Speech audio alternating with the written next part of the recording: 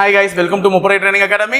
So காலையில் ஒரு நல்ல நியூஸோட தான் இன்னைக்கு வெள்ளிக்கிழமை பொழுதே துவங்கி இருக்குதுன்னு சொல்லலாம். என்ன அப்படின்னு பார்த்தீங்கன்னா, இவ்வளவு நாளாக வரும் ஆனால் வராது அப்படின்னு சொல்லிட்டு எதிர்பார்த்துக்கிட்டு இருந்த தமிழ்நாடு சீருடை காவலர் பணியாளர் தீர்வாணையத்தால் வெளியிடப்பட வேண்டிய சார்பாய்வாளருக்கான நோட்டிஃபிகேஷன் வந்து இன்னைக்கு காலையில் வந்து ஷார்ட் நோட்டீஸ் ரிலீஸ் ஆயிடுச்சு.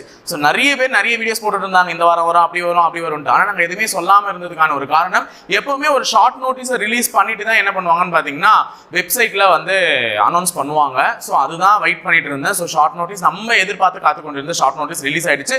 ஸோ முதனத்துமே எங்கள் மாணவர்கள் கேட்ட போது கூட நான் சொன்னேன், ஒரு ஷார்ட் நோட்டீஸ் வராமல் ஒரு நோட்டிஃபிகேஷன் வராது, ஷார்ட் நோட்டீஸ்க்காக வெயிட் பண்ணுவோம் அப்படின்னு சொன்னா அதே மாதிரி ஷார்ட் நோட்டீஸ் நமக்கு வந்துருச்சு. ஓகேங்களா? எப்பவுமே ஃபர்ஸ்ட் ஷார்ட் நோட்டீஸ் தான். ஒரு நிறைய பேர் வந்து உண்மையா பொய்யான்னு சொல்லிட்டு கேட்டுட்டு இருந்தீங்கல்ல, உண்மைதாங்க. ஏன்னா வெப்சைட்ல இன்னும் வரலன்னு சொல்லிட்டு கேட்டுட்டு இருக்கீங்க.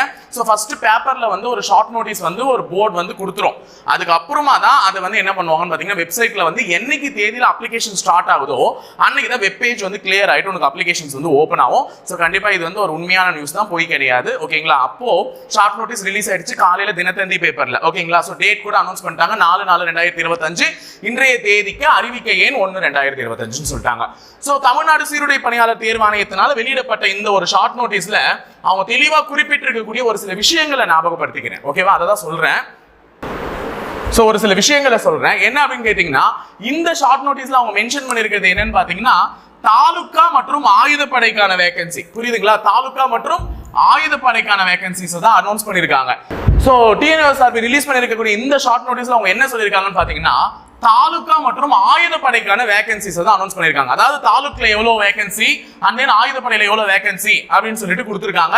சோ அறிவிக்கை தேதி இன்னைக்கு நாங்க ஷார்ட் நோட்டீஸ் ரிலீஸ் பண்ணிடுறோம், 4/4/2025.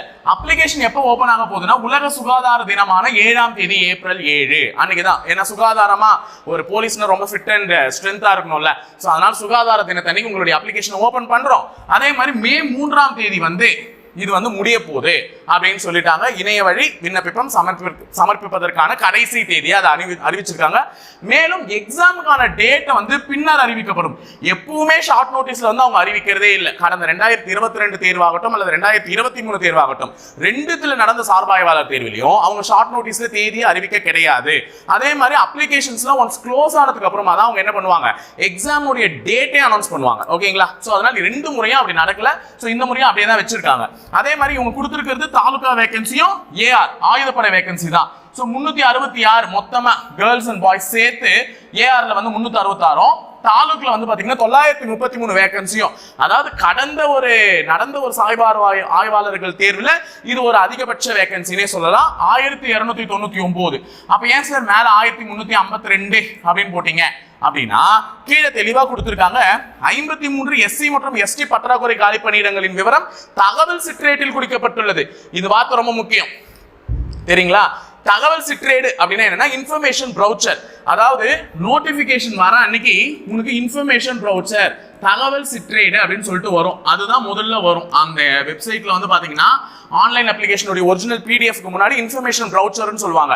ஒரு 5-6 பேஜ்களை உள்ளடக்கக்கூடிய அந்த சிட்ரேட், அதுல வந்து ஒரு ஓவரால் வந்து நோட்டிபிகேஷன் பத்தின ஒரு டீடைல்ஸ் இருக்கும். அதுல வந்து இந்த 53 வேகன்சிஸை பத்தி நாங்க தெளிவா குறிப்பிட்டிருக்கோம். சோ 1299 பிளஸ் நமக்கு எவ்வளவு வந்திருக்கு, 53. இதை கூட்டினீங்க அப்படின்னா உனக்கு என்ன வரும், 1352 வேகன்சி வந்துடும். ஓகேவா? அப்ப 1352 வேகன்சி இதை தான் சொல்லியிருக்காங்க. ஆனா இது எல்லாமே என்ன டிபார்ட்மெண்ட் மட்டும்தான், போலீஸ் டிபார்ட்மெண்ட் மட்டும்தான். எஸ்ஐக்கான வேகன்சி தான். அப்ப இதுல இன்னும் எஸ்எஃப்ஓவை பத்தி குறிப்பிடல. நம்ம ஆவலா எதிர்பார்த்துட்டு இருந்த அசிஸ்டன்ட் ஜெயிலர்னு ஒன்று சொன்னீங்கல்ல, அதை பத்தி எந்த இன்ஃபர்மேஷனுமே இன்னும் சொல்லல. ஸோ ஜெயில் பிரிசன் டிபார்ட்மெண்ட்ல இருந்துமே இது ரெண்டுமே நமக்கு இன்னும் இதுல சேர்க்கல. எஸ்எஃப்ஓவும் சேர்த்தா வேகன்சி இன்னும் கொஞ்சம் கூடுதல் ஆகும் அப்படின்னு சொல்லிட்டு தான் நம்மளுடைய கணிப்பு. இன்னும் எஸ்எஃப்ஓ பத்தியும் சொல்லல, அடுத்து அசிஸ்டன்ட் ஜெயிலர் பத்தியும் சொல்ல. Maybe assistant jailer add on ஆகுதா இல்லையான்றது அதுக்கப்புறம் பாத்துக்கலாம். பட் எஸ்எஃப்ஓன்றது இந்த ஜாயிண்ட் ரெக்ரூட்மெண்ட் மூலமா ரெக்ரூட் பண்ணப்பட்ட ஒரு ஜாப் தான். அதை பத்தின இன்னும் டீடைல்ஸ் வந்து அவங்க தெளிவா சொல்லல. ஸோ எஸ்எஃப்ஓ வந்து மேபி ஆட் ஆன் ஆச்சுன்னா இந்த 1352 கொஞ்சம் அதிகரிக்க வாய்ப்பு இருக்கு. ஆனா எஸ்ஐக்கு 1352 வேகன்சி, அது முதல்ல புரிஞ்சுக்கோங்க. நம்ம போலீஸ் டிபார்ட்மெண்ட்டுக்கான வேகன்சி மட்டும் 1352. அதுல அவங்க தெளிவா சொல்லிட்டாங்க, கண்டிப்பா எந்த சேஞ்சஸுமே இந்த போலீஸ் கமிஷன் ரெக்கமெண்ட் பண்ணுச்சுல அது மூலமா எந்த சேஞ்சஸுமே எடுத்துட்டு வரல. ஏன்னா பாத்தீங்கன்னா தெரியும் உங்களுக்கு வந்து டிபார்ட்மெண்ட் கோட்டாக்கு 20%, அதுக்கப்புறமா 10% வந்து ஸ்போர்ட்ஸ் கோட்டாக்கு, ரிமைனிங் ஒரு 10% வந்து வார்டு கோட்டாக்கு, எல்லாமே அதே மாதிரி தான் ஒதுக்கி இருக்காங்க. அதனால அதுல எந்த சேஞ்சஸும் இல்ல. இன்னொரு விஷயம், அவ்வளவு ஒதுக்குறாங்களே சார் அவங்களுக்கு இவ்வளவு போதே அதை பத்திலாம் கவலைப்படாதீங்க. போய் தீரட்டும், அவங்களுக்கு போக வேண்டிய உரிமைகள் அவங்களுக்கு கிடைக்கட்டும், உங்களுக்கு கிடைக்க வேண்டிய உரிமைகள் உங்களுக்கு கிடைக்கட்டும். இருக்கிற வேகன்சிஸ் உனக்கு தேவை ஒரு சீட்டு, அதை மட்டுமே முன்முனைப்பா வச்சு படிக்க ஆரம்பிச்சிடு. ஓகேவா?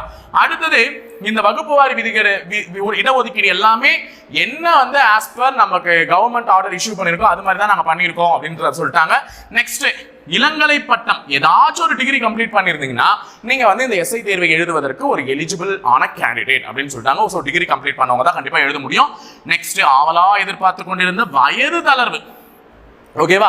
வயது தளர்வு அவங்க தெளிவா சொல்லிட்டாங்க. குறைந்தபட்சம் 20 வயதும் அதிகபட்சம் 30 வயதும். ஒரு டிகிரி முடிக்கக்கூடிய மாணவர்களுக்கு குறைந்தபட்சம் 21 வயது ஆகிடும். அவங்க 20 வயசுலயும் ஒரு சில பேர் டிகிரி முடிக்கலாம். அதனால குறைஞ்சபட்சம் 20 வயசை முடித்தக்கூடிய ஒரு இளங்கலை பட்டம் முடித்த ஒரு மாணவனும் அதிகபட்சம் 30 வயசை கொண்ட ஒரு மாணவனும் தான் இந்த தேர்வை அப்ளை பண்றதுக்கு தகுதின்னு சொல்லிட்டாங்க. சார் அப்ப எனக்கு 32 ஆகுது என்னம்மா? அவங்க சொல்லியிருக்கிறது ஜெனரல் கேட்டகரிக்கு. ஓகேவா? ஓசி மாணவர்கள் இருக்காங்களா ஜெனரல் கேட்டகரி, அவங்களுக்கு தான் அதிகபட்ச வயதா 30 வயதை குறிப்பிட்டிருக்காங்க. மீதமுள்ள மாணவர்களுக்கு வந்து 32 வயது, அதாவது ஓபிசி பிசி மாணவர்களுக்கும், பிசிஎம் மாணவர்களுக்கும், எம்பிசி மாணவர்களுக்கும், டி நோட்டிஃபைடு கம்யூனிட்டின்னு சொல்லக்கூடிய டிஎன்சி மாணவர்களுக்கும் அவங்க 32 வயதையும் வயது வளர்ப்பாகவும், அதே மாதிரி எஸ்சி எஸ்டி வகுப்பினரை சேர்ந்தவர்களுக்கும் 35 வயதை வந்து வயது தளர்வாகவும் கொடுத்துருக்காங்க. அதெல்லாம் உண்மைதான், அதுல எந்த மாற்றமும் இல்லை. ஏற்கனவே அவங்க வந்து வெப்சைட்ல என்ன சொல்லியிருக்காங்களோ அதுபடி தான் நடக்க போகுது. அது மட்டும் இல்லாம எந்த தேதியிலிருந்து எந்த தேதி பிறந்தவங்க அப்ளை பண்ணலான்றதெல்லாம் நான் நாளைக்கு ஒரு வீடியோவாவே உங்களுக்கு போட்டுறேன். புரியுதா? ஸோ நம்ம நோட்டிஃபிகேஷன் வரதுக்கு முன்னாடி நம்மளும் அதை பார்த்துடலாம். ஸோ எக்ஸாம் நோட்டிஃபிகேஷன்ல இந்த ஏஜ் ரிலாக்ஸேஷன்ல அவங்க எந்த ஒரு தளர்வையும், நோட்டிஃபிகேஷன் டிலே ஆனதுனால எந்த ஒரு தளர்வையும் அவங்க கொடுக்கல. கொரோனாக்கு என்ன கொடுத்தாங்களோ அதே தான் இன்னும் ஃபாலோ பண்ணியிருக்காங்க. ஸோ இதுதான் வந்து இருக்கு, வயது தளர்வுகள் கொடுக்கப்படவில்லை. நோட்டிஃபிகேஷன் டிலே ஆனதுனால வெப்சைட்ல இப்போதைக்கு அந்த கொரோனானால என்ன தளர்வுகள் கொடுத்தாங்களோ அது அப்படியே ரீடைன் ஆகுது, அது அப்படியே மெயின்டைன் ஆகுது. ஸோ அதுல எந்த டவுட்டும் வேணாம். இப்போ நம்மள வேற என்ன கேட்டாங்க, உண்மையா பொய்யான்னு சொல்லி கேட்டிருந்தோம் தமிழ்ல. இது உண்மைதான் தெரிஞ்சு போச்சு. அடுத்தது இது சொல்லிட்டோம், வேகன்சி வந்து 1352 சொல்லிட்டோம். நெக்ஸ்ட் எங்களுடைய அகாடமி சார்பில் வந்து பாத்தீங்கன்னா உங்களுக்கு டெஸ்ட் பேட்ச் போயிட்டு இருக்கு, ரைட் டெஸ்ட் பேட்ச் போயிட்டு இருக்கு. ஸோ ரைட் டெஸ்ட் பேட்ச்ல ஜாயின் பண்றவங்க தாராளமா ஜாயின் பண்ணலாம். ஒரு டெஸ்ட் முடிஞ்சிருக்கு. ஸோ அதே மாதிரி வந்து பாத்தீங்கன்னா எங்களுடைய அகாடமியில நியூ பேட்சஸ் எப்போ ஸ்டார்ட் பண்ண போறோம், எஸ்ஐக்கான புதிய வகுப்புகள் வேலூர், திருச்சி அண்ட் தென் விருதுநகருக்கு வந்து எப்போ நியூ கிளாஸஸ் ஸ்டார்ட் பண்ண போறோம் அப்படின்னு பாத்தீங்கன்னா 11/7/2025 வரக்கூடிய வெள்ளி இல்லாம அடுத்த வெள்ளிக்கிழமை, கரெக்டா அடுத்த வெள்ளிக்கிழமை 11/7/2025 வந்து நாங்க நியூ பேட்ச் ஸ்டார்ட் பண்ண போறோமா. சோ வேலூர் ஆகட்டும், திருச்சி ஆகட்டும், விருதுநகர் ஆகட்டும் 3 கிளைகளிலுமே எஸ்ஐக்கான புதிய வகுப்புகள் துவங்கப்படும் அன்றைய தினத்தில். ஓகேவா? சோ இத பத்தின இன்ஃபர்மேஷன் வேணும்னா நீங்க எங்களுடைய நம்பரான 7200400395 அப்படின்ற நம்பருக்கு கால் பண்ணுங்க, அல்லது 398 என்ற நம்பருக்கு கால் பண்ணுங்க. சோ என்ன டீடைல்ஸா இருந்தாலும் நீங்க கால் பண்ணி கேட்கலாம். மேலும் உங்களுடைய டவுட்ஸ் வந்து கமெண்ட் செக்ஷன்ல போடுங்க. அந்த கமெண்ட் செக்ஷன்ல நாங்க படிச்சு பார்த்துட்டு உங்களுடைய டவுட்ஸ் வந்து என்ன பண்றோம், கிளியர் பண்றோம். சோ நீங்க எல்லாரும் ஆவலா எதிர்பார்த்திருந்த ஒரு நோட்டிபிகேஷன் வந்துருச்சு. சோ அந்த ஒரு நோட்டிபிகேஷனுக்கு நீங்க எந்த அளவுக்கு எஃபர்ட் போட்டு படிக்கணும்ன்றத முடிவு பண்ணிக்கோங்க. சோ நல்லா படிங்க, கண்டிப்பா ஒரு நல்ல விஷயம் நடக்கும். நான் நெக்ஸ்ட் எக்ஸாம் டேட் இதுதானே ஆவலா எதிர்பார்த்துட்டு இருந்தீங்க. சார் அதை சொல்றேன்னு சொல்லி இருந்தீங்களா, எக்ஸாம் டேட் வந்து நமக்கு ஜூலை மாதம் கடைசி வாரம் எக்ஸ்பெக்ட் பண்றது. ஜூலை மாதம் கடைசி வாரத்திலேயோ அல்லது ஆகஸ்ட் மாதம் முதல் வாரத்திலேயோ நடப்பதற்கான வாய்ப்புகள் அதிக அளவில் இருக்கு. சரியா? இந்த ரெண்டு தான் அவங்க வந்து ஃபிக்ஸ் பண்றதுக்கான டேட்டா இருக்கு. ஏன்னா மேல ஒன்ஸ் அனௌன்ஸ்மெண்ட் க்ளோஸ் ஆச்சு, அந்த அப்ளிகேஷன்ஸ் க்ளோஸ் ஆச்சுன்னா மே விட்டுட்டு ஜூன் விட்டுட்டு ஜூலை கடைசி வாரத்திலேயே அல்லது ஆகஸ்ட் முதல் வாரத்திலேயே நமக்கு என்ன பண்ணலாம், எக்ஸாம் நடத்துறதுக்கான வாய்ப்புகள் இருக்கு. ஸோ இந்த 2 மாசம் தான் நமக்கு எக்ஸாம் நடந்து முடியும். அப்பதான் அடுத்த எலெக்ஷனுக்குள்ள உனக்கு என்ன ஃபுல் ப்ராசஸை முடிச்சு உன்ன ட்ரைனிங்குள்ள இம்பார்ட் பண்றதுக்கு சரியாக இருக்கும். ஸோ இதுதான் எல்லாரும் காத்துக்கிட்டு இருந்தீங்க. ஸோ எல்லா அனௌன்ஸ்மெண்ட்டையும் சொல்லியாச்சு. ஸோ படிக்க ஆரம்பிங்க. ஸோ நோட்டிஃபிகேஷன் வர அன்னைக்கு நான் நிறைய விஷயத்தை வந்து அந்த நோட்டிஃபிகேஷன்ல என்னென்னலாம் ஹிடன் டீடைல்ஸ் இருக்குன்றதை நம்ம வந்து என்ன பண்ணலாம், விவரிக்கலாம். அதே மாதிரி உங்களுக்கு நிறைய விஷயங்களை நான் அடுத்தடுத்த வீடியோஸ்ல நான் பகிர்றேன். ஸோ ப்ளூ பிரிண்ட் வந்து நான் போடுற மதியம் எல்லாத்தையுமே பாருங்க, படிங்க. எல்லா சப்ஜெக்ட்டுக்குமே இண்டிவிஜுவலா வீடியோஸையும் நான் போடுறேன், எப்படிலாம் படிக்கணும்னு சொல்லிட்டு ஐடியாஸை. ஸோ படிங்க, படிச்சுட்டே இருங்க, நிறைய விட்டுறாதீங்க. இந்த முறை வந்த ஒரு நோட்டிஃபிகேஷன் அந்த ஒரு வேலையை நீ தட்டி தூக்கணும். அதுதான் எங்களுடைய சார்பில் இருக்கக்கூடிய நான் வைக்கக்கூடிய ஒரு ஆசை, முன்மொழிப்பு. ஓகேவா? ஸோ பண்ணுங்க, இணைந்திருங்க, தொடர்ந்து பயணிப்போம். முப்படை பயிற்சி மையத்தோட. நன்றி, வணக்கம்.